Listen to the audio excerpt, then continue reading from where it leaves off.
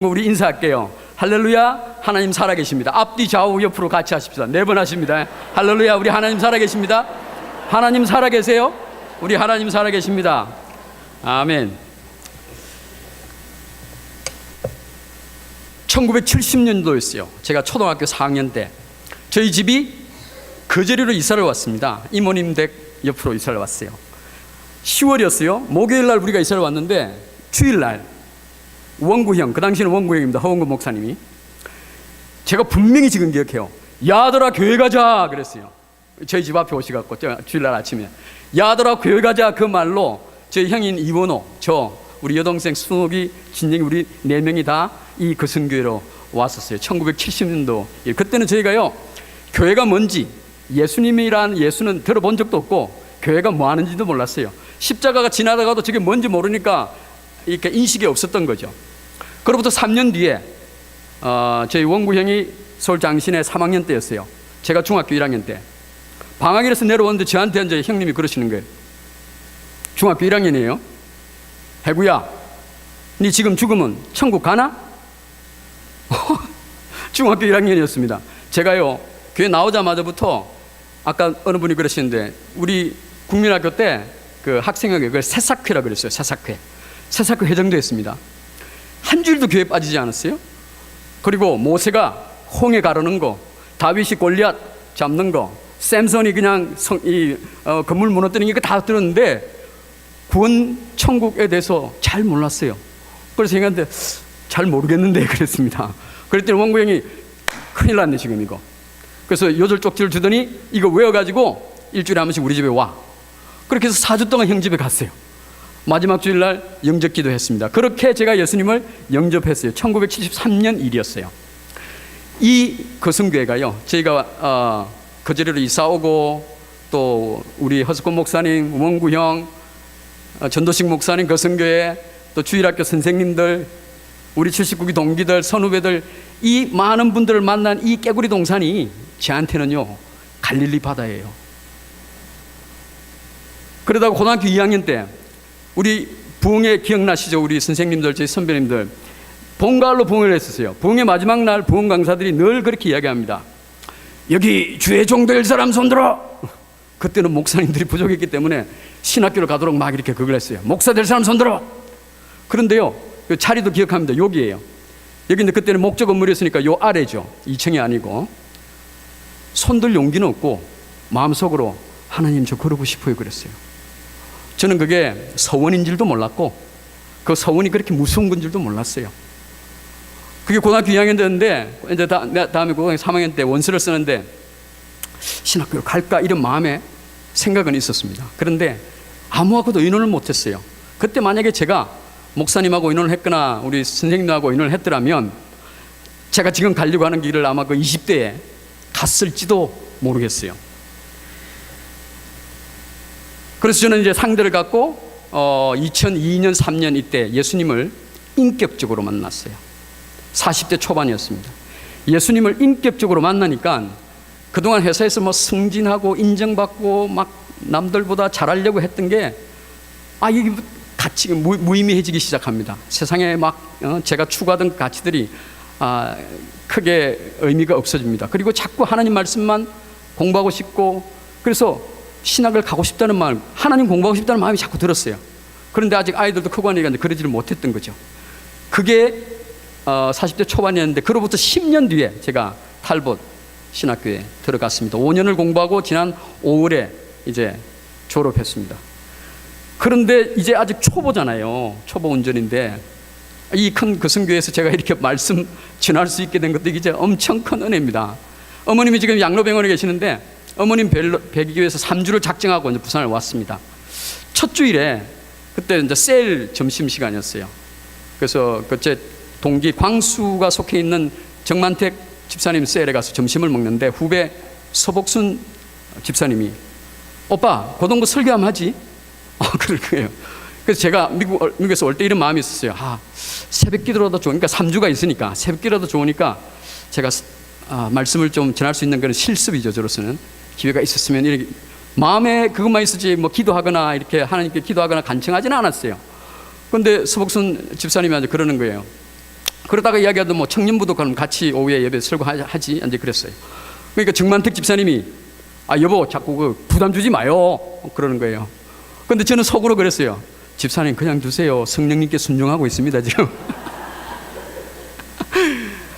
그 조금은 바람은 있었는데 제가 이 자리에 이렇게 될 줄은 몰랐어요. 그러니까 하나님 은혜고 우리 강단을 허락해주신 우리 연 목사님, 신 목사님, 성도님, 우리 후배님들에게 감사드립니다. 감사합니다. 무슨 말씀을 전할까 하다가 시편 119편 말씀이 제가 떠올랐어요. 그래 제목하고 들으니까 청년의 그 수련의 말씀이었대요. 그래서 큰일 났네. 이미 도사들이 다 됐을 텐데 그 똑같은 말씀을 이렇게 이제 복습한다 생각하고 우리 같이 은혜를 나누었으면 좋겠습니다. 잠깐 기도하죠. 사랑하신 아버지 하나님 귀한 은혜를 감사합니다. 거성교회를 감사합니다. 70년 전에 저희 믿음의 선진들을 통해서 이 개구리 동산에 거성교회를 세우셨습니다. 통해서 많은 영혼이 우리 하나님께 돌아왔습니다. 지금 저희들이 또 그 영혼들 하나님께 돌아오는 일을 하고 있습니다. 내일도 할 것입니다. 그 내일을 짊어지고 갈 우리 청년들 믿음 안에 온전히 설 수 있도록 하나님 축복하여 주옵소서. 우리 청년들과 함께 말씀 나누고자 합니다. 성령께서 말씀하여 주시고 저희들 마음을 열어주셔서 저희들로 하여금 들려치게 하옵소서. 감사하며 예수님 이름으로 기도합니다. 아멘. 모든 나라에 법이 있어요. 우리 대한민국에도 법이 있습니다. 법은 누가 만들죠? 법이 있으면 만드는 사람이 있습니다. 대한민국 법 누가 만들죠? 국회의원들이 만들죠. 국회의원들을 우리 국민들이 뽑으니까 그 법은 우리가 만든 거예요. 그러면 우리 그 법 잘 지키죠? 예, 지키는 것이 즐겁죠? 잘 지키시죠? 아이고 큰일 났네. 잘 안 지킨다고 해야 제 이 각본하고 맞는데 잘 지킨다고 하니까 이게 틀려졌네요. 우리 이 세상 법은 지키는데 힘이 들고 좀 어려운 때가 있습니다. 그죠? 잘 지키긴 하지만 때로는 또 이렇게 그런데 우리가 즐겨 지키는 법이 있어요. 뭐 안 지킨다고 누가 벌 주는 것도 아닌데 열심히 기쁜 마음으로 지키는 법이 있습니다. 어떤 법인지 아실까요? 우리 청년들에서 한번 답을 해보시죠. 우리가 즐겨 지키는 법 어떤 법이 있을까요? 엄마법이라는 게 있습니다. 엄마법. 저희 고등부 때는 예배 끝나고 무슨 행사 끝나면 집에 안 가요. 그때는 마당이 넓었거든요. 여기저기 모여갖고 막 이야기하고 그래요. 그때는 남학생 여학생이 함께 이야기할 수 있는 곳이 교회밖에 없었어요. 안 믿어지죠? 그래서 끝나고 집에 안 가고 막 이야기합니다. 그런데 좀 넘어지면 어떤 여학생이 그래요. 나 집에 가야 돼. 이제 통금 시간 다 됐어. 통금이 뭔지 아세요? 옛날에는 법에 12시 넘으면 사람이 못 다녔어요. 그 통금이 있었어요. 근데 그건 이제 법으로 통금이고 엄마가 만든 통금이 있어요. 9시까지 집에 들어와. 이 엄마법이에요. 이 법은 집집마다 달라요. 어떤 집은 8시, 어떤 집은 10시 막 다 다릅니다. 마음에 있는 여학생이 엄마법 때문에 일찍 간다면 마음이 또 이렇게 짠하지요. 이 엄마법은 잘 지킵니다. 안 지킨다고 누가 뭐라 하는 사람은 없는데 잘 지켜. 왜 잘 지킬까요? 엄마가 좋으니까, 엄마 사랑하니까 그 법 지키죠. 우리 오늘 본문에서 하나님 법을 이렇게 의무감으로 지키는 게 아니라 열심히 지키는 우리 청년 한 분을 만나 보겠습니다. 시편 119편에 있는 청년을 만나 봅니다. 119편 우리 9절에서 16절 아까 우리 목사님께서 읽으셨는데 우리 지금도 이스라엘에 가면요 성경을 어떻게 읽는지 아세요? 그네들은 이렇게 읽어요. 이렇게 한번 흔들면서 아시네 우리 청년들. 그 누구죠? 이름 뭐예요? 예, 아까 한 청년이 흔들고 있는데 우리 청년들은 우리 다시 한번 읽어요. 본문을 읽는데 지금 이스라엘의 통곡의 벽에 왔다 생각을 하고 연습에 아까 우리 고등부는 잘합디다. 우리 한번 해봐요. 이렇게 연습 율동부터. 우리 어르신들도 할 수 있는 분은 한번 해보세요. 재밌어요. 119번 편 9절에서 16절까지 이제 박자 맞춰 흔들면서 우리 읽는 거예요. 읽으면서 가장 많이 나오는 단어가 뭔지 한번 알아맞혀 보세요. 우리 청년들께 묻겠습니다. 읽고 난 뒤에 가장 많이 나오는 단어가 뭔가. 자, 읽습니다. 시작. 청년이 무엇으로 그의 행실을 깨끗하게 하리까? 주의 말씀만 지킬 따름이니이다. 내가 전심으로 주를 찾았사오니 주의 계명에서 떠나지 말게 하소서. 내가 주께 범죄하지 아니하려 주의 말씀을 내 마음에 두었나이다. 찬송을 받으실 주 여호와여, 주의 열례들을 내게 가르치소서. 주의 입의 모든 규례들을 나의 입술로 선포하였으며 내가 모든 재물을 즐거워함 같이 주의 증거들의 도를 즐거워하였나이다. 주의 읊조리며 주의 길들에 주의하며 주의 율례들을 즐거워하며 주의 말씀을 잊지 아니하리이다. 아멘. 우리 역시 고등부보다는 조금 덜 유연하군요. 우리 고등부 학생들은 아주 흔들면서 잘했습니다. 질문하죠. 가장 많이 나온다는 건 뭐죠? 주의 율례란 말이 많이 나왔습니까? 또 주의 말씀이라는 말이 나왔습니다. 또 있습니다. 주의 규례, 주의 계명, 주의 법도, 증거. 그죠? 이 말이 단어는 다르잖아요. 단어는 다른데 이 같은 의미를 가지고 있습니다. 하나님의 말씀이라는 의미로 같아요. 그리고 지금 우리 본문에 7가지 이 하나님의 말씀이 다른 뉘앙스를 가진 말로 있습니다. 하나 빠져 있어요. 1절에 119편 1절에 율법이라는 말이 있습니다. 여호와의 율법. 이것까지 포함해서 이 8단어가 119편 10편에 매 절마다 나옵니다. 매 절마다 이 8단어가 평균 한 20번씩 나와요. 이 119편 10편에 우리가 10편 119편 한번 시간 나면 한번 읽어보세요. 오늘 8월 달에 우리 성경 읽기에 119편이 들어있던데 읽을 때 이거 율법, 율례, 법규, 규례 이러면 참 많이 헷갈립니다. 이 내용이 잘 들어오기 어려운데 이 주의 율례, 주의 법, 규례 이런 것들 다 하나님의 말씀으로 바꾸어서 한번 읽으십시오. 읽으실 때 하나님의 말씀으로 바꾸면 그 말씀이 아주 간결해집니다. 간결해지고 시인이 무엇을 노래하고 그 하나님의 말씀에 대해서 어떤 마음을 가지고 있는지를 아주 쉽게 잘 느낄 수 있어요. 예를 들어서 하나님의 말씀은 내 길에 빛이니이다. 내 입에 꿀입니다. 하나님의 말씀은 나의 지혜입니다. 나의 기업입니다. 나는 하나님의 법을 이렇게 대합니다. 이렇게 간주합니다. 사랑합니다. 내가 하나님의 법을 이렇게 즐거워합니다. 이런 내용이 119편에 가득합니다. 이게 시편 119편이에요. 이 하나님의 말씀에 대해서 시편 기자가 이렇게 이야기하는 것은 결국 하나님을 그렇게 기뻐하고 즐거워하고 사랑한다는 얘기예요. 그래서 시편 119편은 하나님의 말씀에 관련되어 거지만 결국은 하나님을 찬양하는 시입니다. 119편 전체가. 그 가운데 오늘 본문에 있는 두 번째 단락은 22단락이 있습니다. 119편 가운데 이 두 번째 단락은 청년의 삶하고 이 하나님의 법하고가 어떻게 관계되는지를 우리가 보게 됩니다. 그래서 우리가 119편을 보는데 그리고 본문으로 가면 이 청년의 삶과 하나님의 법이 어떻게 되는지 보겠습니다. 그런데 우리 본문으로 가보면 오늘 본문은 청년이 무엇으로 그 행실을 깨끗하게 하리까 이렇게 질문을 합니다. 그 답을 저자가 이렇게 이야기를 하죠. 하나님의 말씀을, 주의 말씀을 지키는 것을 그 행실이 깨끗하다고 되어 있습니다. 그래서 우리가 이 질문을 잘 이해해야 주시는 메시지를 우리가 잘 들을 수 있습니다. 여기 청년, 우리 청년입니다. 청년은 히브리 말로 여기 나알이라고 되어 있는데요. 이 나알이라는 우리도 유소년, 청소년, 그 다음에 청년 이렇게 있죠. 나이에 따라서. 여기서 청년이라 할 때는 히브리 말 나알인데 나이가 14살에서 17살 사이에 되는 결혼하지 않은 남자를 의미해요. 그러면 우리 청년들은 해당 사항이 지금 없는 거죠. 이 청년의 그 나이보다 위니까. 그런데요, 실망하지 마십시오. 이 나이이 단순한 나이만이 아니라 미성숙한 사람도 포함합니다. 그래서 삶의 지혜와 경륜들이 좀 이렇게 인풋돼야 되는, 들어가야 될 사람. 그러면 해당 사항이 되죠, 우리 청년들도. 그래서 청년이 맞습니다. 여기서 청년은 이제 그런 의미고, 행실은 여기서 우리가 행실로 번역된데 이게 단순히 겉으로 드러난 행동만을 나타내지는 않습니다. 이 시편이 쓰여진 게 BC 1000년이라는 설이 있고 BC 400년이라는 설이 있습니다. 어느 경우가 되었던 그 당시에는 이스라엘 사람들은 다 무엇과 관계되면서 살죠? 이스라엘 백성들에게 늘 중요한 것은 하나님입니다. 일어나면 하나님, 잘 때도 하나님, 일할 때도 늘 하나님이죠. 우리와 좀 다르죠. 그 하나님과 관계되어 있기 때문에 이 행실이라는 것은 이 청년의 삶은 이 하나님과 조화로운 삶이냐, 하나님과 조금 소원한 삶이냐, 이 둘 사이에서 이 청년의 삶이 있습니다. 그 가운데 나는 가운데 있냐, 좀 가까이 있냐, 아주 이쪽에 있느냐, 이런 거죠. 그래서 어떻게 행실을 깨끗게 하리까는 내가 지금 어디 있는데 어떻게 이쪽으로 하나님과 조화로운 삶 쪽으로 가까이 갈까, 이게 질문인 겁니다. 그래서 답을 뭐라고 얘기했죠?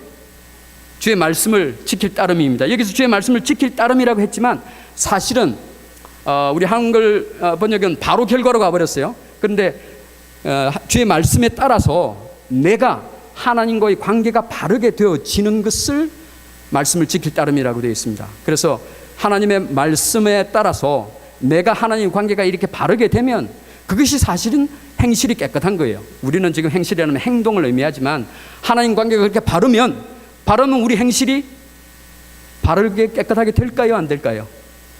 되어지는 겁니다. 그래서 오늘 말씀이 우리가 행실을 어떻게 깨끗하지가 아니라 하나님하고 어떻게 가까워지지라는 얘기가 되어지는 겁니다.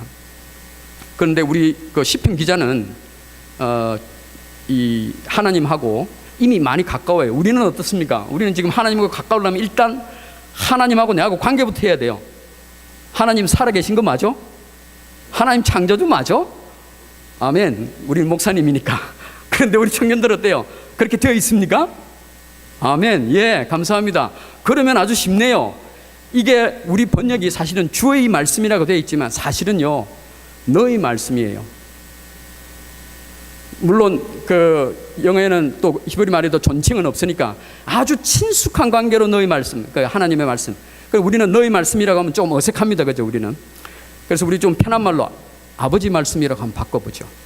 아버지 말씀이에요. 우리 청년들만 다시 한번 읽어볼게요. 이걸 주의 말씀이라고 읽는 것과 아버지 말씀이라고 읽는 것에 어떤 마음의 차이가 있는지를 한번 보도록 하죠. 너무 많이 읽어서 나중에 외우게 될 것 같은데 한 번만 더 읽습니다. 좀 헷갈릴 수 있어요. 주의 말씀이라고 된 것만 아버지의 말씀으로 바꾸는 거예요. 우리 어르신들도 할 수 있으면 한번 해보세요. 저도 한번 해봤는데 쉽지가 않더라고요. 잘 안 되더라고요. 한번 해봐요. 시작. 청년이 무엇으로 그의 행실을 깨끗하게 하리까? 아버지의 말씀만 지킬 따름이니이다. 내가 전심으로 아버지를 찾았사오니 아버지의 계명에서 떠나지 말게 하소서. 내가 아버지께 범죄하지 아니하려 하여 아버지의 말씀을 내 마음에 두었나이다. 찬송을 받으실 아버지 여호와여, 아버지의 율례들을 내게 가르치소서. 아버지의 입의 모든 규례들을 나의 입술로 선포하였으며 내가 모든 재물을 즐거워함 같이 아버지의 증거들의 도를 즐거워하였나이다. 내가 아버지의 법도들을 작은 소리로 엎조리며 아버지의 길들에 주의하며 아버지의 율례들을 즐거워하며 아버지의 말씀을 잊지 아니하리라. 우리 청년들 박수 한번 해주세요. 와우.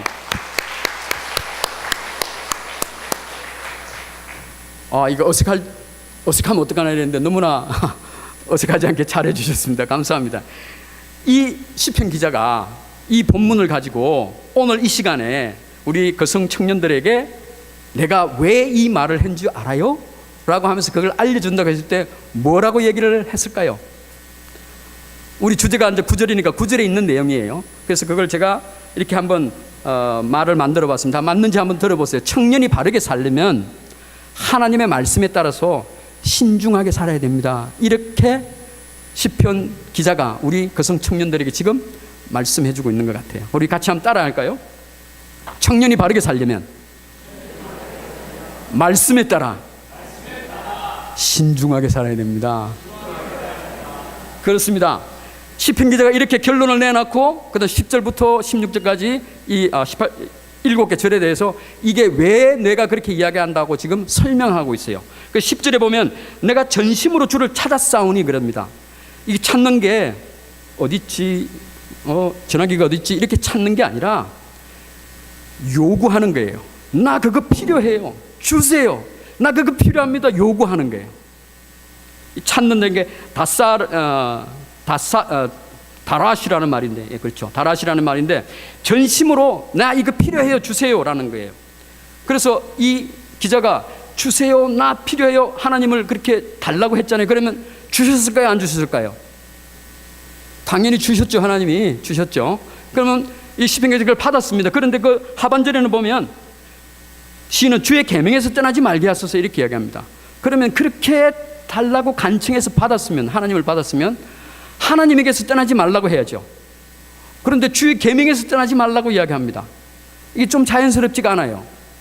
혹시 이 시편 기자는 하나님의 말씀하고 하나님하고 동일시하는 거 아닌가 이런 생각을 한번 해봅니다.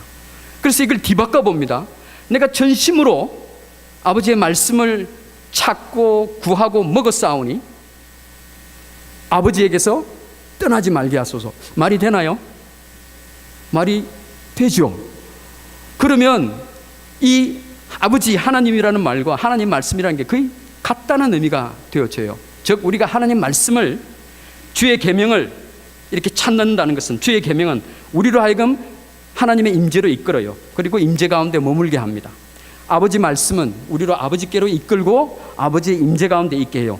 또 그런지 하나 더 보시죠. 11절도 그런지 한번 봐요. 11절은 내가 주께 범죄하지 아니하려고 주의 말씀을 내 마음에 두었나이다 그랬습니다. 여기서 이 말씀은 임라라고 하는데요, 아마르라고 하는 말하다라는 뜻이 동사가 명사로 바뀌어졌습니다. 여기 이 말씀은 하나님이 말씀한 모든 말씀이에요. 9절에 나오는 말씀은 하나님께서 말씀했는데 하나님을 나타내는 계시의 말씀으로 좀 한정되는 말인데, 이 11절에 나오는 말씀은 하나님이 말로 한 모든 말씀이에요. 계시의 말씀, 그 다음에 그 계명의 말씀, 약속한 언약의 말씀, 이 모든 말씀을 이 시편기자는 마음에 두었다고. 이 두었다라는 말은 그냥 마음에 넣었다 이런 정도가 아니고요, 어떤 생각이나 뜻을 코드화 시켜가지고 내 마음 깊은 곳에 아무도 찾지 못하도록 꾹꾹 넣어가지고 깊은 곳에 넣은 거예요. 단순히 암기하는 수준이 아니에요. 그냥 마음속에 집어넣어서 읽지 않으려고 막 넣어놓은 게 두은 거예요. 주의 말씀을 내 마음에 두었다라고 합니다. 왜 두었죠? 범죄치 아니하려고. 우리가 법관이 법을 달달도 외웁니다. 그죠? 법관은 법대 공부하시는 분 있어요? 법을 달달도 외워요. 그러면 법관이 저 죄를 법을 범하지 않나요? 죄를 짓지 않나요? 법관이? 아니죠. 예. 우리 아까 우리 엄마법에 따라서 일찍 우리 집에 간 여학생, 그 엄마법을 잘 달달 외워가지고 엄마법 때문에 일찍 갔을까요? 아니죠. 엄마가 좋으니까, 내가 사랑하는 엄마가 한 말이니까 그걸 지키는 거예요. 그래서 우리가 이 마음에, 내 마음에 주의 말씀을 담는 것은 주의 임재를 담는 겁니다. 이 시인은 말씀을 담았다고 하지만 사실은 그 말씀을 하신 하나님을 마음에 담은 거예요. 우리가 꼭 그 안에 넣었다는 게, 말씀을 넣었지만 사실은 그 넣는 과정에 하나님을 내 마음속에 그냥 넣고 있는 거예요. 우리 여학생의 엄마를 내 마음속에 둔 것처럼. 그래서 내 마음에 주의 말씀을 담는 것은 곧 주의 임재를 담는 겁니다. 내 마음에 아버지의 말씀을 담는 것은 곧 아버지의 임재를 내 마음에 담는 거예요. 아까 10절과 같은 의미가 되어집니다. 그죠? 그런데 이 시인은 하나님의 말씀을 마음에 담았을 뿐인데 아버지 임재를 느꼈어요. 임재를 느끼니까 12절에서 시인은 뭐라고 합니다? 찬송받으실 주 여호와여. 감격이 되는 겁니다. 말씀을 담았을 뿐인데 아버지의 임재를, 하나님의 임재를 느낀 거예요. 찬송받으실 주 여호와여, 주의 열례를 가르치소서. 말씀을 막 넣는데 다 온전히 이해하지 못했어요, 이 시인도. 그런데 그 말씀을 안에 넣는데 이 말씀이 아버지 무슨 뜻이죠? 왜 이런 법을 주셨죠? 왜 이런 말씀을 주셨죠? 라는 것을 알고 싶은 거예요, 아버지한테. 그거 가르쳐 주세요, 그러는 거예요. 우리가 성경 공부해가지고 아는 이 차원이 아닌 거예요. 그 말씀이 하나님이 내게 주시는 그 말씀으로 알고 싶어요, 찾는 거예요. 우리 그 여학생이 집에 가서 엄마, 왜 내가 9시까지 들어와야 돼? 그게 너랑 무슨 상관이 있어? 이렇게 묻습니다. 그럼 엄마가 이렇게 얘기를 해주죠. 엄마 아빠는 말이야, 너가 저녁에 늦게 다니다가 나쁜 사람한테 나쁜 일 당할까 봐 그게 염려가 돼서 그래. 그리고 우리는 10시에는 자야 되잖아. 그래서 네가 9시까지 와서 오늘 있었던 일을 엄마 아빠랑 그렇게 얘기하고 싶어. 엄마가 왜 9시까지 오라는 얘기를, 그 마음을 전해주는 거예요. 시인이나 이 딸은 아버지 마음을 알고 싶은 거예요. 그래서 이거 왜 이랬어요? 이런 법 왜 주었어요? 내가 왜 이거 지키게 돼야 돼요? 아버지에게 묻는 거예요. 그때마다 아버지는 그 상황에 맞게 우리에게 그 말씀을 주신 이 법은 왜 나에게 이 지금 법을 이야기한다고 우리에게 그 마음을 주시는 거예요. 그래서 하나님의 말씀에, 우리가 하나님의 말씀을 깊이 마음에 두면 하나님의 임재 안에 들어가요. 하나님 임재 안에 들면, 아까 딸이 엄마랑 얘기했듯이 하나님 임재 안에 들면 우리는 하나님과 대화하게 돼요. 대화하는 상대방을 우리 잘 알 수 있게 되죠. 하나님 말씀을 마음 안에 넣으면 임재를 알게, 임재되면 우리 하나님과 대화할 수 있어요. 대화되면 하나님 더 깊이 알 수 있어요. 우리가 말씀을 읽고 묵상하는 것은 하나님 만나고 하나님 알아가고 하나님하고 사귀려고 말씀을 읽는 겁니다. 우리 하나님 말씀을요, 여기에 있는 말씀을 잘 내용을 들어가지고 내용을 이해해서 그 내용을 지켜가지고 내가 착한 사람, 선한 사람, 좋은 사람이 되어서 바깥 사람들이 믿지 않는 사람도 착하다, 이 얘기를 들으려고 우리가 말씀 읽는 거 아니에요. 만약에 우리가 그렇게 말씀을 읽는다 그러면 이 성경 말씀은 불경이랑 별 차이 없어요. 노노맹자랑 차이 없어요. 이 내용을 읽어서 내가 그걸 교훈 삼아서 내가 착한 사람이 된다 그러면 그거는 도덕책이에요. 이 불자들은 불경을 읽으면서 내가 습가모니 만나려고 생각하는 사람은 없습니다. 육아에서 노노맹자 읽으면서 공자 선생님이 내 삶을 인도할 거야 이러는 사람은 없어요. 내용을 통해서 그냥 교훈을 얻을 뿐이에요. 그런데 우리 성경 말씀 읽는 우리는 그렇지 않아요. 말씀을 읽어서 우리 하나님을 찾아야 되는 거예요. 만나야 되는 거예요. 아니 전도사님, 우리가 말씀 읽으면 하나님 찾지요. 어째 맨날 우리가 교훈만, 하나님 말씀 읽고 그 교훈대로 이렇게 말씀대로 살면 우리가 착한 사람 되잖아요.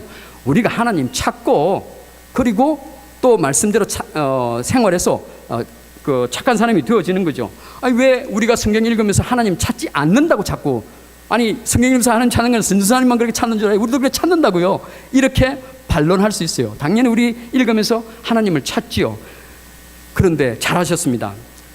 이런 주의 말씀만 하나 드려봅니다. 우리가요, 하나님 말씀 읽고 신앙생활을 하고 할 때 우리한테 오는 부담이 많습니다. 부모님도 우리가 이렇게 살기를 원하는 행동 모습이 있습니다. 교회 선생님들도 우리가 이렇게 살아야 된다고 생각하는 모습이 있어요. 바깥의 사회에서도 너 교회 다니잖아, 이래야지, 이런 요구가 있어요. 우리는 그 요구에 많이 신경을 씁니다. 그래서 하나님을 찾긴 찾는데 빨리 그 행실, 행동 쪽으로 가요. 그래서 그 기대에 맞추려고 내 행실을 잘 바르게 하려고 해요. 맞습니다. 옳은 일입니다. 잘합니다. 그런데 그게 너무 신경 쓰다 보면 하나님 만나는 것이 조금 소홀히 돼버려요. 하나님하고 깊은 교감이 있기 전에 빨리 내 행실을, 행동을 바르게 하려는 것으로 가요. 그래서 좀 심해지면, 내 행동이 착하면 나는 신앙이 좋은 사람, 하나님을 만나는 사람, 하나님을 잘 믿는 사람으로 되어버릴 가능성이 있어요. 그래서 시간이 좀 걸리더라도 또 엄마 또 선생님들의 기대에 좀 못 미치고 친구가 네 교회 다니면서 뭐 그래 라는 소리를 듣더라도 그래 나는 아직도 공사 중이야 라고 해놔놓고 말씀 안에서 하나님과 깊이 만나도록 하는 것이, 그렇게 되면 좀 오래 걸리더라도 나중에는 흔들리지 않는 착한 사람이 돼요. 남이 보는 거에 신경 쓰지 않는 착한 사람이 돼요. 안 알아줘도 괜찮아요. 내가 만난 하나님하고 아니까. 그렇게 되면 남들이 그렇게 이야기해요. 야, 너 좀 다르다 이야기합니다. 하나님 만나야 되는 거예요. 우리가 행동으로 빨리 가는 거에는요, 이런 위험성도 있습니다. 빨리 가면 여러분이 성경을 10독 했다 20독 했다 자랑할 수 있어요. 그런데 그렇게 많이 읽어도 그 읽는 가운데 하나님, 살아계신 하나님을 만나지 못하고 하나님과의 깊은 사귐의 자리에 들지 못하면 그 통독은 유명한 히브리 문학 전집 10번 20번 읽은 거예요. 여러분 가운데 아직 나 완독 한 번도 못했다고 하더라도 창세기를 읽을 때마다 하나님 살아계시구나, 창조주 하나님 고백하고, 복음서 어디를 읽어도 예수님하고 갈릴리 바다 거닐고 있고, 사도 바울이 서신서 어디 읽으면서 야, 사도 바울이 이렇게 우리 예수님 사랑하는구나, 나도 그래야지, 이런 마음 드시면 아직 통독 처음부터 끝까지 다 못 읽어도 괜찮아요. 하나님과 사귐하면서 하나님 말씀 읽고 계신 거예요. 그러면 하나님 만나면서 읽지 않으면 30독 40독 했던 것은 소용이 없다는 말입니까, 전사님? 그렇지 않습니다. 잘하셨습니다. 우리 안에 여기까지는 오지 않았다고 해도 여기에 30독 40독 들어있는 것은 굉장한 겁니다. 사도 바울이요, 예수님 만나기 전에 하나님에 관한 것은 당대의 최고였습니다. 구약 말씀에 다 들어있어요. 그런데 예수님 만나고 나니까 그 지식과 공부가 마음으로 내려오니까 엄청난 힘을 발휘하는 겁니다. 하나님, 예수님, 이방인의 말씀 전하려고 한 하나님의 뜻, 그 하나님의 모든 계시가 한꺼번에 그냥 구슬 꿰듯이 꿰어지는 거예요. 읽는 것 중요합니다. 머리에 담아두세요. 그것은 하나님께서 그렇게 하실 겁니다. 그런데 읽으시면서 성령님의 도움으로, 성령님의 순종한 마음으로 읽으면 더 값지겠죠. 예를 들어서 이런 거죠. 하나님 어디 있나 한번 보자. 하나님 앞뒤 얘기 잘 맞나. 영어는 이렇게 이야기했는데 왜 저기는 저기지. 이렇게 읽는 것과 아, 하나님이 이런 분이셨네요. 하나님 얘들한테는 왜 이렇게 했어요? 하나님 이런 일도 하셨네요. 이런 마음으로 읽는 것은 큰 차이가 있습니다. 전자로 읽는 것은 특별한 경우가 아니고는 말씀 읽는 가운데 하나님 임재를, 하나님을 만나고 하나님과 대화하기가 쉽지 않아요. 그런데 후자로 읽으면 성령께서 마음을 열어주십니다. 그래서 여러분 처한 상황이 있을 때 그 아픈 상황, 어려운 상황, 기쁜 상황마다 하나님께서 주시는 그런 말씀이 있는 거예요. 그러면 우리가 그 말씀으로 찾아갑니다. 우리 시편 기자는 후자에 해당되는 거예요. 그래서 시편 기자처럼 하나님의 말씀을 하나님 임재 가운데 들면 청년의 삶은요, 하나님과 바르게 됩니다. 시편 기자가 하나님과 바르게 된 삶을 우리가 한번 봐봅니다. 13절부터 16절까지는 시편 기자가 앞에 임재 가운데 하나님 말씀 읽어서 임재 가운데 있고 난 이후에 이렇게 되었습니다라는 게 13절부터 16절까지가 되어 있습니다. 그래서 앞에는 9절이 주제를 말씀하고 10절 11절이 우리가 이렇게 했습니다. 우리가 하나님 찾았고요, 말씀을 마음에 두었고요, 그래서 우리가 하나님을 찬양했습니다, 가르침을 받았습니다. 13절 이후에서는 이 시는 이렇게 하면 주의 입의 모든 규례들을 나의 입술로 선포했고, 이게 과거이라면 사실 현재로 읽을 수 있습니다. 주의 입의 모든 규례들을 나의 입술로 선포하오며 나의 모든 재물을 즐거워함같이 주의 증거의 도를 즐거워하나이다, 이렇게 읽습니다. 여기 규례의 말씀들을 입술로 선포한다는 것은요, 그 계명하는, 그러니까 제가 우리가 거짓말을, 남에게 해끼치지 않는 거짓말은 저도 가끔 하면서 이런 마음이 드는 거예요. 예구, 거짓말 하지 마라. 해끼치지 않으니까 조금 용감하게 하죠. 아이 뭐 남한테 피해 안 가잖아, 하지 마라. 그래도 하나님 싫어하셔. 이게 규례를 수시로 입으로 선포하는 거예요. 우리 말씀이 늘 안에 있고 임재 가운데 있고 하면 그 말씀들이 여러분의 어떤 상황이 되었을 때 여러분 스스로 여러분에게 그 말씀을 하게 돼요. 아, 이렇게 해구야, 우리 이름을 모르네요, 누구, 이렇지 않게 앉아 되어지는 거예요. 그리고 14절의 말씀을 우리가 참다. 내 모든 재물을 즐거워함 같이 주의 증거의 도를 즐거워. 증거의 도는 뭘까요? 증거의 도가 뭔지 우리 관계된 단어 하나만 누가 한 말씀해 볼까요? 주의 증거의 도, 어떤 걸 말할까요? 증거의 도는, 이 하나님의 말씀, 증거의 도는 하나님의 말씀이 하나님이 누구시라는 걸 증거하는 말씀이에요.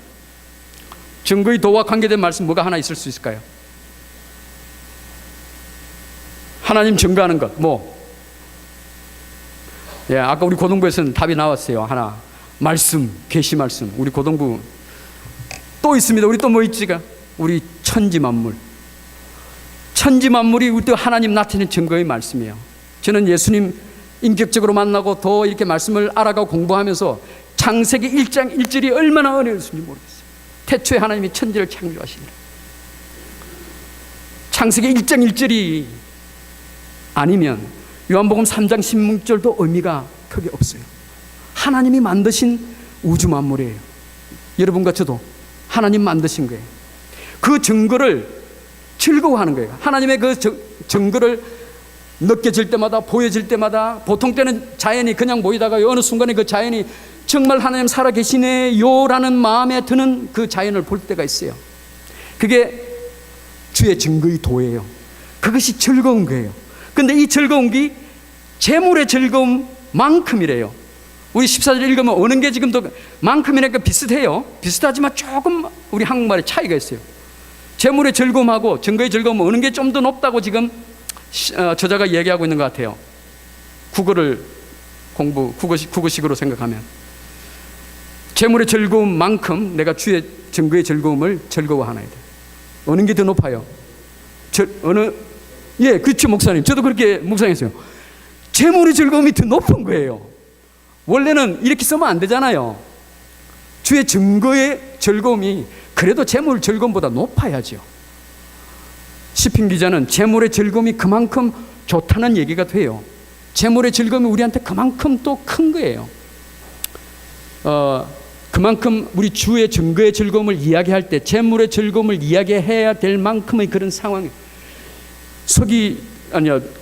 기원전 1000년 때도 그랬네요, 그죠? 근데 지금은 더 하겠죠. 우리 재물의 즐거움이 우리 삶에 미치는 영향을 생각하면 아마 지금은 더 할 것 같아요. 우리 청년들 재물이, 제가요, 재물의 즐거움까지는 아니더라도 안정된 월급이 주는 즐거움에 한동안 오래 있었어요. 그래서 이달에 뭐 생활을 어떻게 할까 아무 염려 없이 생활한 때가 있었어요. 지금은 재물의 즐거움은 전혀 이렇게 할 게 없는 이런 상황이에요. 그런데 그러니까 주의 증거의 즐거움이 너무너무 큰 거예요. 없으니까 그렇게 이야기해야지. 그나마 그렇게 해야 위안이 되는 거예요. 아니에요. 정말 그래요. 정말 그래요. 그러면 아마 여러분 그럴 거예요. 전도사님, 저도 전도사님처럼 재물의 즐거움 다 이렇게 한 뒤에 그 다음에 주의 증거의 즐거움으로 갈래요. 이렇게 이야기할 수 있습니다. 그런데 제가 신앙은 삶으로 이렇게 경험된 걸로 지혜의 팁을 드리면 이렇게 말씀드리고 싶어요. 두 가지인데요. 그 재물의 즐거움, 그거 진짜 아니에요. 가짜예요. 우리가 속는 거예요. 바닷물이고 콜라예요. 금방 목말라요. 또 하나 있어요. 재물의 즐거움으로 있다가 증거의 즐거움으로 오면 좋아요. 오면 좋은데 자칫하면 못 올 경우도 있어요. 증거의 즐거움으로 오는데 많은 대가를 치러야 될 수 있어요. 그 대가가요, 엄청난 광야일 수 있습니다. 저 광야를 지나와서 증거의 즐거움에 온 거예요. 제가 여러분에게 이렇게 한번 물어볼게요. 광야를 지나도 좋으니까 재물의 즐거움 단계를 거쳐서 전도사님처럼 증거의 즐거움으로 갈래요. 이런 경우가 하나 있고, 또 다른 하나는 재물의 즐거움 없어도 괜찮아요.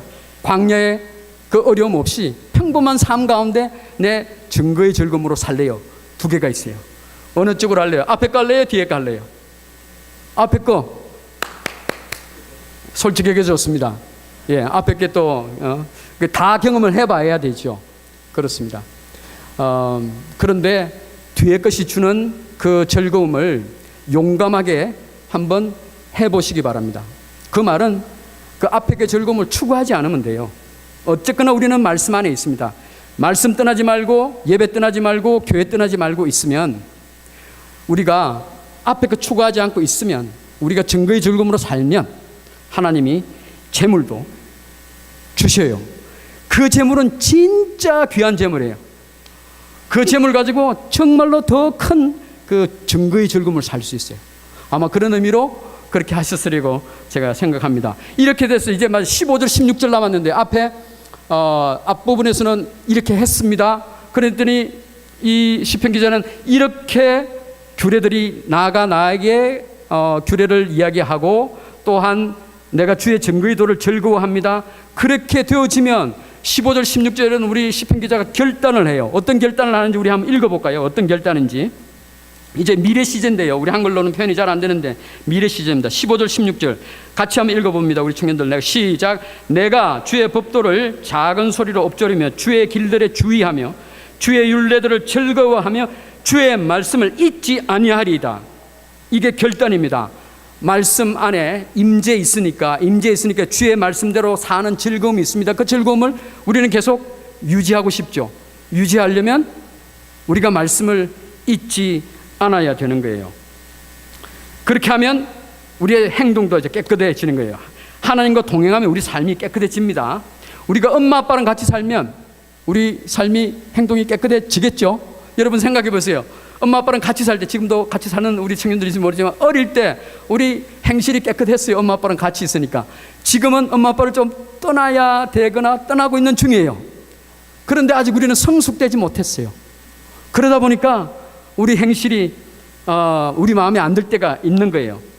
그런데요, 엄마 아빠랑 그렇다고 계속 살 수는 없잖아요. 우리도 성장해야 되니까. 그런데 그 삶에 엄마 아빠보다도 훨씬 더 나은 분이 있어요. 엄마 아빠보다 훨씬 더 능력 있고 엄마 아빠보다 훨씬 멋있는 분이 계세요. 누구? 하나님이에요. 하나님과 동행하면 우리 삶은, 우리가 미성숙되어도 우리가 점점 성숙으로 갈 수 있어요. 하나님의 임재로, 하나님이 내 안에 있음으로 내가 깨끗해지는 거예요. 내가 깨끗해야 하나님의 임재 있는 거 아니에요. 그렇다고 또 하나님 임재 없어도 내가 깨끗해질 수 있는 것 아니에요. 우리 세상에서는 그런 시도를 많이 하죠. 내가 인격을 닦고 하지만 아니에요. 될 수 없어요. 내가 청소해야 엄마 아버지 오신다, 이거 아니죠. 엄마 아버지 오시면 깨끗해져요. 청소해. 엄마 아버지가 걸레 빗자루 들고 청소하는데 우리가 가만 있을 수 없죠. 그러려면 우리 엄마 아버지 오시려면 우리 어떻게 해야 돼요? 전화합니다. 엄마 아빠 좀 와줘요. 그러면 얘들 또 뭐 시킬 일이 있구만. 그럽니다. 우리 하나님 오셔야죠. 우리 안에 오시려면 우리 어떻게 해야 된다고 우리 지금 이야기했죠. 시간에 말씀 늘 안에 있어야 되겠어요. 우리 매일 말씀 읽으면서 하나님 데이트하시는 우리 청년들 있나요? 매일. 감사합니다. 우리 솔직한 거. 우리 하나 결단할까요? 여러분들이 매일 살면서 말씀 읽을 수 있도록 전사님이 말씀 준비하면서 이거 하나 만들어 봤어요. 이거 세상에 하나밖에 없는 거예요. 여러분들을 생각하면서 만들었어요. 이게 여러분 거예요. 우리 파워포인트 하나 띄워주실까요? Cutie for Fish라는 말을 만들어 봤는데요. 우리 말씀을 읽으면서 이걸 생각하면서 우리 말씀을 Cutie for Fish. Q는요, quiet place, 우리 조용한 시간. 아니요, 조용한 곳, 고요한 곳, 아무도 없는 곳. 집에 혹은 여러분이 있는 곳에서 고요한 곳에. T는 top of the day예요. 하루 중에 가장 최고의 시간이 언제예요? 하루의 가장 최고의 시간.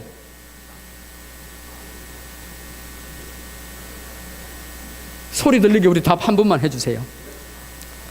자기 전. 그렇지. 피곤한 몸 이제 누릴 수 있는 그건 행복한 시간 아닐까? 최고의 시간보다. 최고면 행복인가? 또